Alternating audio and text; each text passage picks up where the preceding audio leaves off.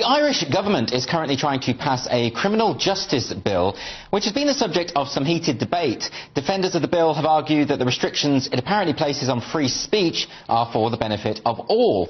But critics of the bill say it contains worryingly authoritarian provisions.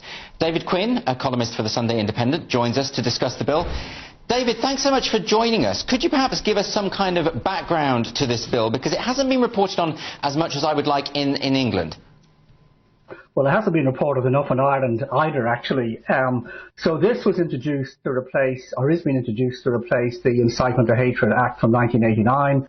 And various NGOs decided it doesn't go far enough. We haven't had any prosecutions under the 1989 bill, and we need prosecutions because hate is on the increase in Ireland.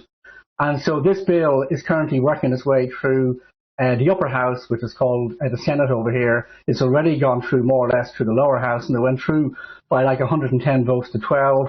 There was less of a debate than in Scotland, and there's all kinds of worrying aspects to the bill. We had Helen Joyce over here, by the way, a few weeks ago. It's probably familiar to your viewers, and she was extremely alarmed about it. So among the things it does is introduces obviously the concept of hate. It doesn't define hate. It introduces to one of the protected characteristics the idea of gender, but gender isn't defined. Apart from the idea of intention to cause hate, it has the idea that, well, okay, Andrew Doyle is not intending to cause hate, but he was reckless about it. So he should have known what the effect of his words or his writings were going to be. They can also take a hold of your computer or other electronic device on the grounds that you might have something hateful on it, and you're going to release this at any moment. And if you refuse to hand over your password, they can fine you €5,000. All kinds of alarming aspects. I mean, there's so much in what you say there that is chilling. I mean, the idea that they can look at your computer, your phone, something like that, and they've come up with this idea that if you have the intent to share the material that could stir up hatred, that is a prosecutable offence. But firstly, how would they know what the intent is? And how are they defining what is hateful? Because we all have different ideas about what we find hateful. Well, they can't do it. Now, the Justice Minister, Helen McEntee, she's reassuring everybody that everything will be okay in the night. So on the one hand, she's saying the bill is really badly needed because there's so much hate in Ireland. But on the other hand, she's saying, well, when the bill comes into force, it won't really affect all that many people. It'll only affect things at the extremes. But then why do we need to replace the Incitement to Hatred Act of 1989? So this isn't something that she can really explain. So this thing is going to go out into the wild, as it were, sometime in the next few months. And there's going to be all kinds of NGOs just dying to report people for so-called hate. And then we don't know what's going to happen, because it'll go into court eventually. We have to see what a court and the judge will do. But in the meantime, it's going to have this chilling effect. People are going to be terrified to have the police calling to their door, and that's enough to terrify most people into not speaking out on certain topics. Well, the point is, I mean, hate crime legislation and hate speech laws across Europe, the common factor is that no one really knows how to define hate. And you're talking about the Irish government saying that it's only going to affect the most extreme instances. But when it comes to the gender debate, we hear activists all the time claiming that, for instance, being misgendered is equivalent to genocide. So they interpret things as being extreme, even when they're not. So how can we be sure that the courts won't do the same? Well, in the UK a few years ago, you probably recall, we had Graham Lenihan, who is one of the co-writers of Father Ted, and he had police visiting his door because he had, quote-unquote, misgendered someone. And so we just wonder, will something like that happen in Ireland? Because all it takes is an activist to complain about you, and next minute the police might come to your door. I notice in Scotland, by the way, even though they've passed the bill, it hasn't yet commenced, because police in Scotland say we don't have enough police to enforce this thing, because we don't really know what its scope is going to be. But here in Ireland, we have nearly 500 so-called diversity police officers trained and ready to go. And the police commissioner here keeps on saying, you know, we need this.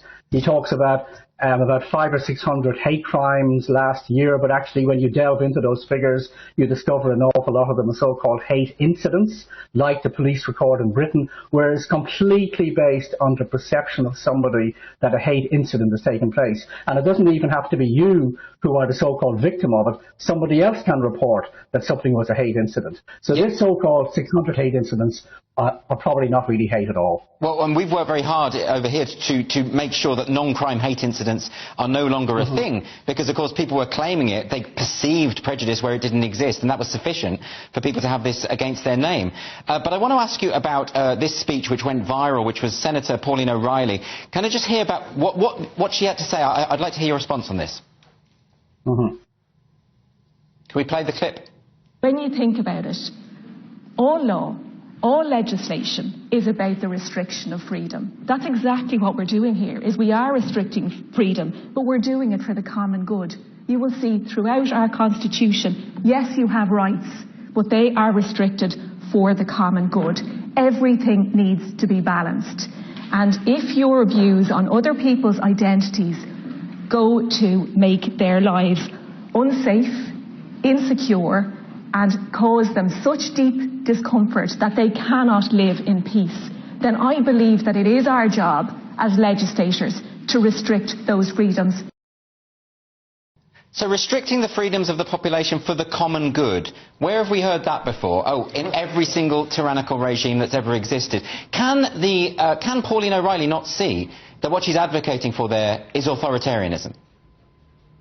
Well, I mean, she completely gave the game away, because the government itself is trying to minimise what this bill is going to mean in practice. And here we have somebody who's a member of one of the coalition parties, in this case the Greens, and she's saying it's enough that somebody feels unsafe or insecure and are uncomfortable, utterly subjective terms. And she says we can't live in a society where people who belong to certain protected groups feel unsafe, insecure or uncomfortable. So to my mind, that shows just how far-reaching this bill is potentially going to be. And what's really alarming is the lack of proper debate about it. So there's been some in the upper house, the Senate, but it's obviously less important. It's like your House of Lords.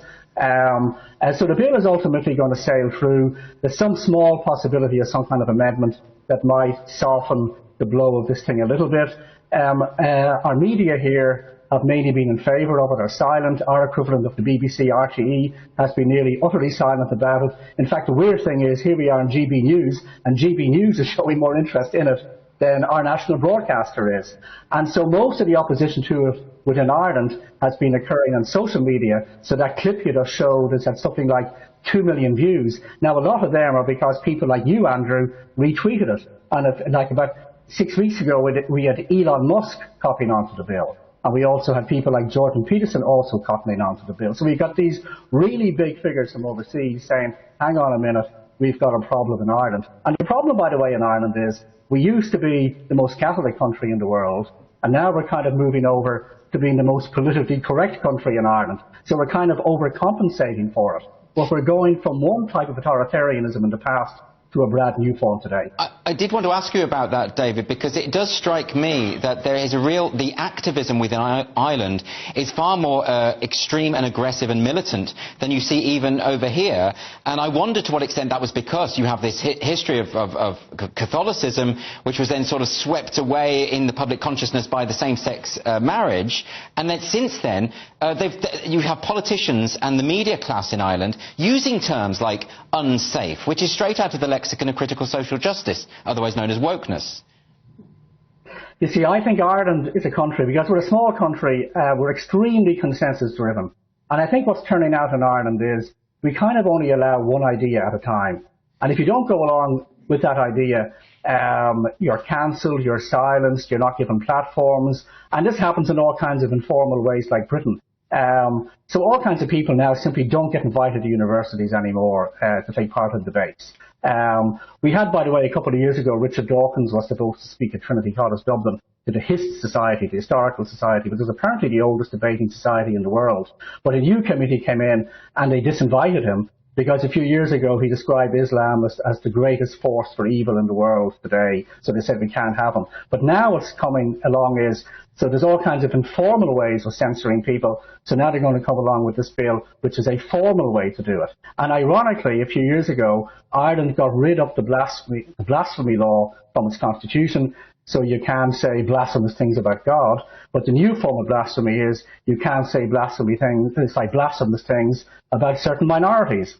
So the ironic thing again is we've replaced this really strict kind of Catholic consensus with this extremely strict PC one. And the same people who kind of were extremely opposed to the church and its dominance are the same people who are introducing a lot of this sort of stuff, and they can see the irony and they can see the double standards involved.